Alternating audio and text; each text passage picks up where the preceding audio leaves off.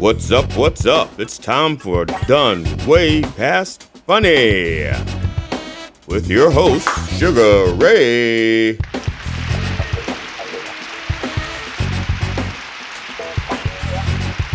And GD Fenderson. Join us as we take a look back at the first time comedians took the stage with this week's guest, Tunnell. It's time to get down and get dope with Done Way Past Funny.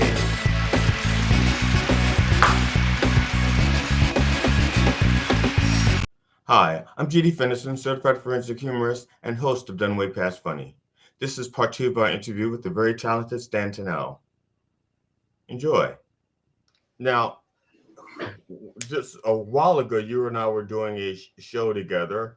The Sunday Church of Comedy thing, when we used to do the little church show on Sunday mornings. We used to do a little live church on Sunday mornings. And you were talking about someone had stolen a joke from you. Everybody stole a joke from me. Yes. Oh, yeah. Well, there was one joke in particular that you've been doing for a while, and you know somebody's stolen it from you, and we were discussing the different approaches that you can take, you know, to shame them and to stop doing your joke. Yeah. And one of the things that I said was that I thought you were doing it wrong because everybody knows you're a stroke survivor. I mean, and so I said that you should have just taken some water and, you know, and played it up for them. You know, so they feel bad about stealing your joke, you know? Right. So, but you know what? Guys who steal jokes, they have no conscience. No conscience whatsoever. Well, so I was wondering because I've never stolen a joke. I have wanted to. Oh, have I wanted to? I mean, there was one joke that I liked so much. The comedian, I told him right after, I said, man, I wish I'd written that. I wish I'd written that. And so I had booked him on 2 of my shows so I could hear him do the joke. Because, you know, and same with another guy. I had told this great story, and I'd heard it a few times. And the thing is, it's real smart. It's a real smart joke, real smart. And he never got all the applause that I thought it was worth. I kept saying, no, that joke is well, that story is well constructed. You know, it's well paced. The payoff at the end is great. And so I booked him to open for me, and he started dicking with the joke. Instead of, he didn't trust it anymore because he wasn't getting the laughs he wanted. And it's like, no, it's perfect the way it is. It's just I guess it would be like having like a perfect airplane, but it's never going to be a rocket. It's an airplane, but it's the perfect airplane. And then they start dicking around with it because it's not getting to breaking orbit. It's like, no, because it can't break orbit. It's not designed to break orbit. It's an airplane. You know, if you want something to break to orbit, then build a rocket. Don't take your airplane and try to make it into a rocket. And he took his airplane, that joke that was so good, and he tried to make it into a rocket. And I booked him, and I requested that he tell that story because I had a similar story, and I was going to tie the two together. Right. And he had screwed it up so bad that I couldn't. That when it was time for me to do my story that could have piggybacked off of it, I was so angry that I forgot. I forgot what I was wanting to do with it because I was still once the show started, I was fine. But when I got to that part where I remembered what I needed him to do in his act, I was like, son of a fucking. There's a guy in New York City that I tried to help out. I mean, he has a lot of great premises, but he doesn't write jokes. He just gets on stage. First of all, he's too high on stage. to get through a thought, you know. And he was doing a joke about porn needs announcers to go with it to make it interesting, right? And it's a good premise, Right. and he's doing it, and he's messing it up. I'm like, oh, dude, you know, he's describing porn acts, sex acts, and also I went over to him. I said, dude, just say, oh my god, he's putting it in her ear. Oh my god, he's calling an audible. And I put that in the joke, and then next time I saw him, he was just, you just could not understand what he was doing with it. You know, I told him, I said, dude, look, either you work on that joke or I'm taking it. I'm telling you right now, because that's too funny. It's a great premise if you do it right. You know, and oh man, you can take it. I'm not even going to do that anymore because he wouldn't work. And I'm like, you got to write, man. I was like, you got to write. You can't go, okay, this is what I'll do for the joke, and then get on stage and then you don't have it down. Like for me, like when I learned from the Fat Doctor, write your jokes down verbatim. Right. Put a check mark where you think you should get jokes. Yes. You know, and it helps, one, your consistency, and two, when you get older, you can still read back the joke and still remember it. Yeah. You know, but these guys, just younger comedians, just aren't. You know, I know what I'm doing. I'm like, dude, the jokes that you're getting are people who are laughing at you. Right. When my friend came up from Florida and he saw him on stage, he's like, why the hell is this guy still on stage? Why are they letting him on stage like it's an open mic? I'm like, yeah, but he sucks. I'm like, dude, no, he's got some good ideas. He really has some good premises, but he doesn't work through the jokes, you know? And, but I told him, I said, man, if you're not going to do that joke, I'm going to take it because it's a good premise, but you got to write it right, man. You got to write. And a lot of guys don't write at all. Yeah. So, Well, I, the only reason I'm studying about this because it almost sounds like I'm bragging, but I'm not bragging. It's a fact. It'll be like Michael Jordan admitting that he could dunk and jump. We all know that he can. You know, right. Dr. J admitting that he could, you know, pretty much taught Michael Jordan everything he knows. You know, Yeah. It's not like he's bragging. It's like he really did. So I'm a prolific writer, and I it's very easy for me to write premises and jokes down and do that.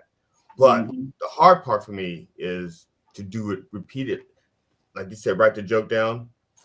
So I'll write, and also I don't do jokes. I do stories and short stories. Right. So I may have what may be like for the average person a 30-second joke. For me, I will have a 10-minute story. You have a bit. Yeah. Which is the equivalent of their 30-second joke. You know, so I have like a 10-minute story. Yeah. And when I work on it in open mics, I never take my notes up with me because I want to know what I don't know. You know, I want so when I go through the material, I want to know what did I forget and why I forgot, you know, and also why you forgot it. Because that's the other thing. You're saying the Fat Doctor, well, he basically refers to comedy as an art, and I refer to it as comedy, that comedy as art and science. Yes. Okay. Definitely. To me, it's an art and a science. Science. Yes. Yeah. Because the reason I can say this, the reason why I say it is because there's a part of the brain that you're trying to stimulate. Okay. And whether you know it or not, you know, the way you go about doing it, if you don't know that it's science and you just focus on the comedy, you still can get the laughs to do the same things, but you don't have an understanding of how you got there, and you may not be able to duplicate it as easily. You know, someone else who knows the structure, you know, said like, okay, I know 12 different ways to write a joke. And then they start mixing those 12 ways up. And now they got like 144 ways to write a joke because they know the ways. If you don't know the ways, it's just like, I'll make my cocktail. I'll learn to make a cocktail. Right. You know, so that's how I find out what I don't know. I do an open mic without notes. And then because sometimes you forget something because it's uncomfortable for you to address it. Sometimes you forget things because literally just for the moment because someone's in the audience that reminds you of the truth behind the story, whatever, and you can't tell it, you don't want to tell it. Or Right. sometimes you forget it because maybe you just don't think it's funny. On deep down inside, you're not confident, Yeah. and so Yeah. you don't want to throw it out there. And you need to Yeah. find out why Mm-hmm. you're not remembering that particular joke and Mm-hmm. deal with it. You know, if Yeah. it's so. And I didn't mean to take all the time, but because I didn't mean to go on like that. But No, yes, man, I we're did. having a Otherwise, I'd have conversation, stopped it. man. We're having a good conversation, man. Yeah. Now I'm gonna hit the second clip, and then we can just discuss about the jokes and stuff between the ones that we remember. Okay. when we're not talking about other shit. Mm-hmm. All right, here's the second clip. It was really frustrating that I couldn't talk for a year. With all the stuff that was going on, it came out that Kanye West likes a finger in his butt. Is anybody surprised by that? I was surprised by that. Because somebody as a big asshole as Kanye, I thought he would like something bigger than a finger. I really did. And did you see him and Kim Kardashian naming their kid Northwest? Is that not the dumbest thing you ever heard? On the surface, it's really stupid. But when you think about it, it's really smart. Because when your dad's an asshole and your mother's a whore, you're going to need some direction in your life. That's all I'm saying. Northwest. And I'm sorry, I shouldn't call that woman a whore. I really shouldn't do that. She's a prostitute. Yes, she is. Her mother pimped. She trained her very well. She went from Ray J's shallow pockets to Reggie Bush's NFL pockets to Chris Humphrey's NBA guaranteed money. Then to Kanye. She literally fucks up. Y'all, my name is Stan Tunnell. Thank you so much. I appreciate your time. Now I don't know how many people were there, but I think they all laughed at she fucks up. Yeah. Oh God, that hurts. I probably have more material, but seeing how when I couldn't get the joke out, I probably stopped doing it. I was like, okay, I need to stop. Oh, okay. I see. Oh God. Well, at least you had the presence of mind to say, wait a minute, I don't know if I can keep doing this because you didn't have your sea legs back. You didn't have your sea legs back. Also, No, I didn't. It takes stamina. Yeah. You're not just telling jokes. You're actually up there, standing or whatever. Yeah, I wrote that joke after I had the stroke. Okay, that's one of my questions. Yeah. Yeah, I wrote it after the stroke, and now it's one of my favorite jokes because I've added things to it, and I totally forgot about the finger in his butt. I totally forgot about that part, but I've added that joke to some things, and whenever I do it, I know I'm going to get big laughs at it, and I love. It's well constructed, except for because I have one technical thing. Go ahead. And just when you said, "Isn't that the dumbest thing you ever heard?" And then you say, "Actually, it's very smart." When you're talking about naming their daughter Northwest, right? Yeah. See, I changed that part. Yes, you contradicted yourself. I mean, you can still say that without contradicting yourself, but yeah. But it's a well constructed joke, and I mean, the first time I heard you tell it when you said she fucks up, I was like, yeah, that's good. That's because the first in Philadelphia, the first 15 times I tried that joke, nothing. First of all, they were mad because I called her a whore. I'll go. And then she fucks up, and it's like crickets. I'm like, really? You don't get that joke, really? So what I've done is I changed those two jokes between. I don't make the closer. She fucks up because I got more laughs at you need direction in your life. Yeah. So I changed it that way. to make it better. And I changed the it's pretty smart. And I'm like, no, I changed that part of the joke too to make it better. Yeah. Strong. Yeah. Yeah, because I was going to ask you about jokes that you've written post-stroke, and because we discussed that you can't you can't perform it the same way, so you have to kind of yeah. And I wrote after the stroke, I was still writing like I had my speech back. Okay, yeah. And I wrote a joke about the whole thing about the Confederate flag, the Confederacy, pulling down statues and stuff. And I wrote a bit about that, and I absolutely love it. But I'm still not ready to get that out of my mouth yet. I understand. And I'm waiting for that because my friends that have heard it, they love it. But it's like I don't think I can't get it out of my mouth yet. So I'm waiting for that. So I have a few jokes that are just not. I can't get to them yet. It's funny that. I'm sorry. Go ahead. Yeah, it's frustrating, especially when I'm at a show. And there's a place here in Vegas, Rick's Barbecue, that I've been there like 3 times. Like very, very nice place. Mm-hmm. And I know it would kill there. Right. But it's like, I just can't get it out my mouth yet. And I mean, maybe I should stop being a wimp and just try it and see what happens with it. And try it at home on camera.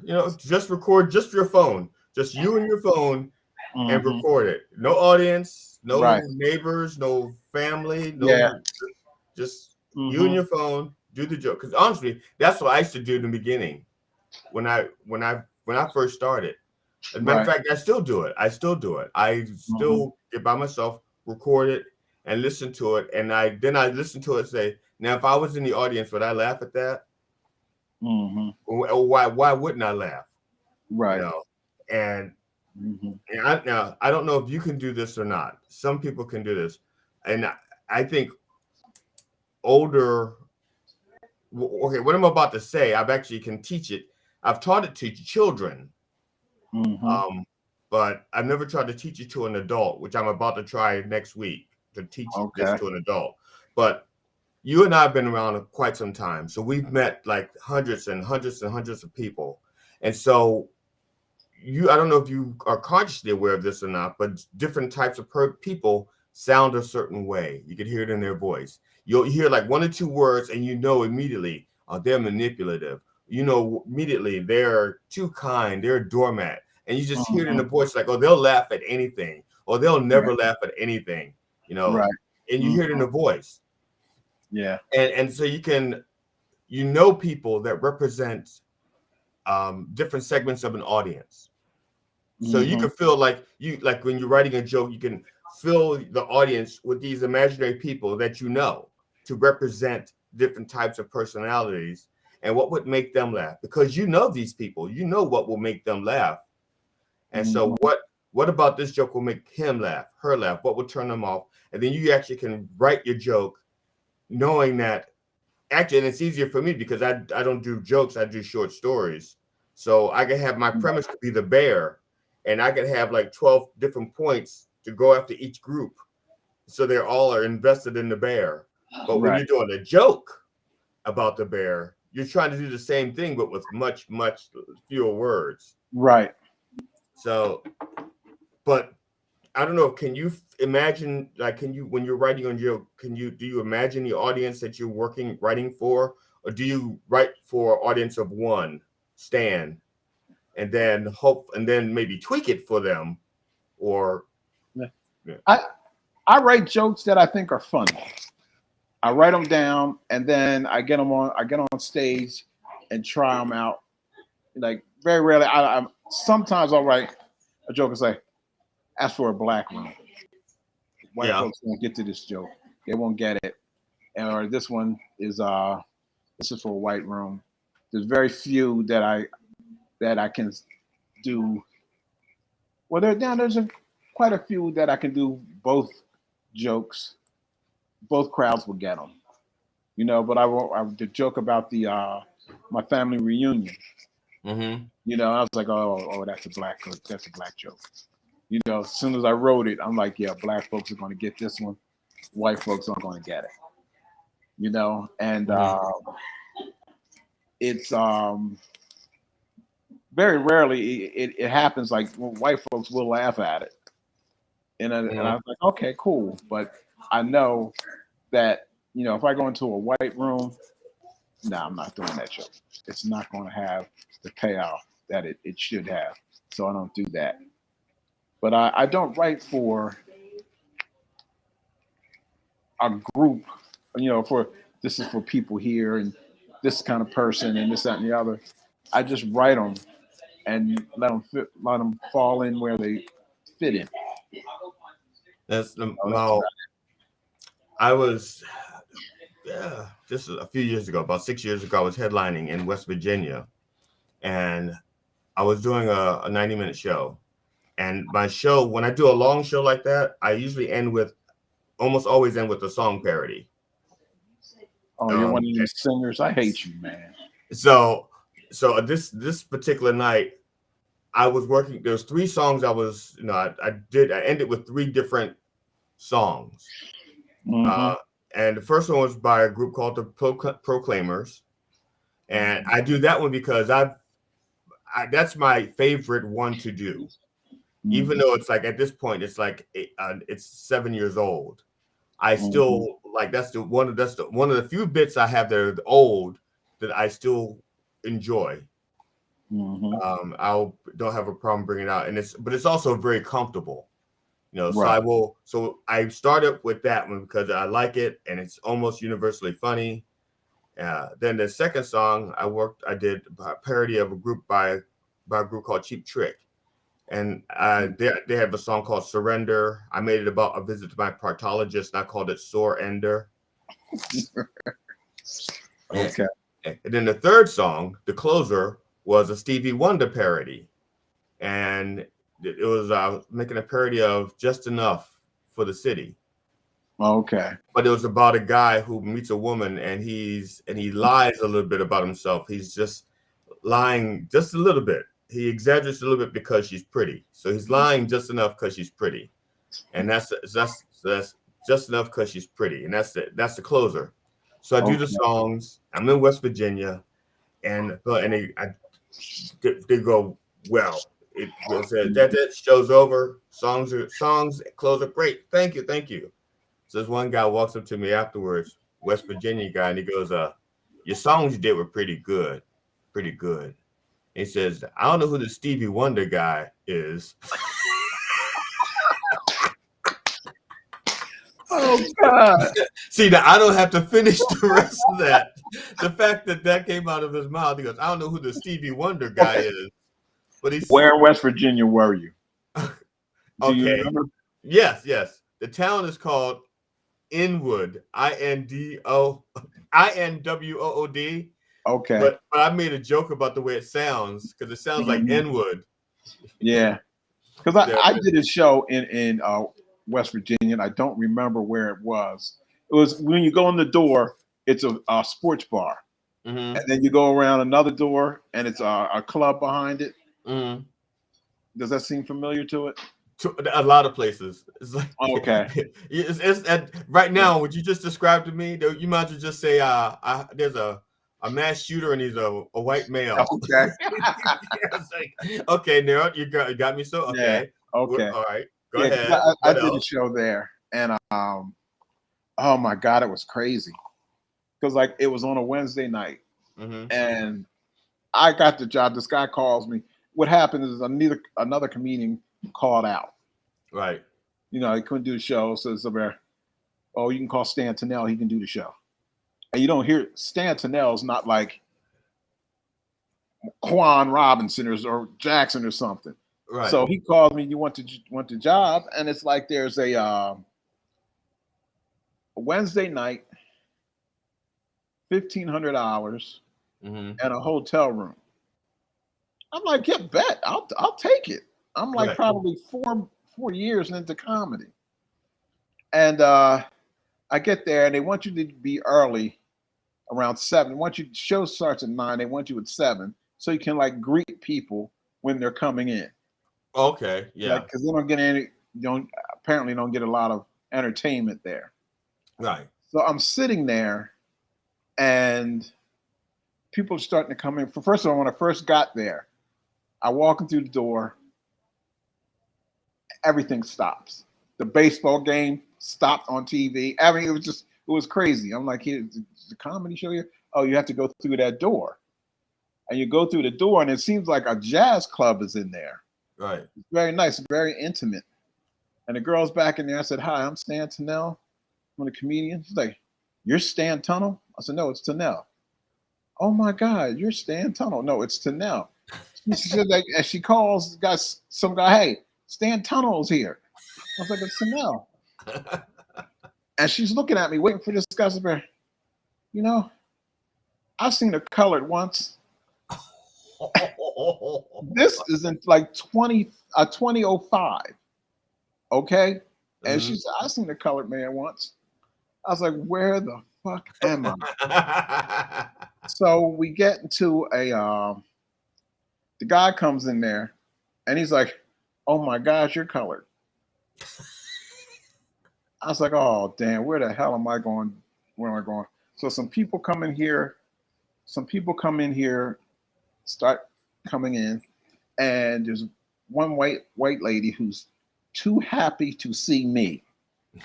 Right? So I think she's thinking about there's an actor named Kelly Perrin who looks Okay. just like me.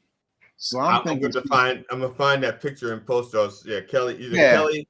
Kelly Perrin, Perine. He was on the Okay. show One on One with Flex Alexander, and I Okay. think she's happy to see him. So she comes up, we shake hands. She's shaking my hand, but she's rubbing my forearm. Mm-hmm. And she turns to her girlfriend. She tries to say it whisper, but I heard it. She's like, "Oh my God, your skin does feels like ours." I'm like, "Oh my God."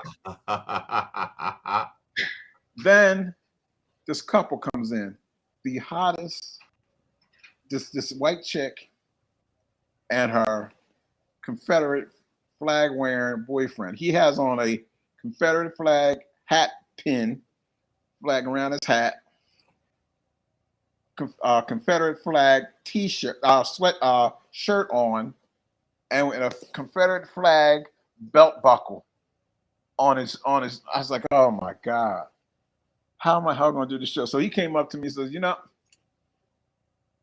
"At least you're light skinned. I can stand looking at you for 45 minutes." I'm like, "Oh, how in the hell am I going to make these people laugh?" I want to know, did you already have your check? No, I'm not. The best show I ever had was in front of those people. That's because Unbelievable. Unbelievable. And I used to do a joke about interracial dating. And I used to like, and whatever happens when you see a black guy with a white girl, what do you see? And two different parts of the room you at the same time says a dead nigger. Oh my God. Oh. I was like, "Oh my God."